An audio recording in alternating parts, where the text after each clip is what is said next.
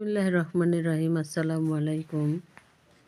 জাদুকরেরা ফেরাউনের বিরুদ্ধে অভিযোগ উত্থাপন করল যে আমাদেরকে জাদু করতে তুমি বাধ্য করেছ, নতুবা আমরা এই অনর্থক কাজের কাছেও যেতাম না।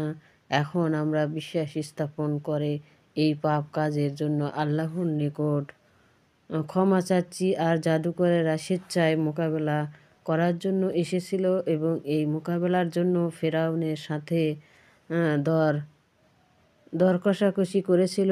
কিন্তু প্রশ্ন জাগে, ফেরাউনের বিরুদ্ধে জাদু করার জন্য বাধ্য করার অভিযোগ কীভাবে উত্থাপন হতে পারে?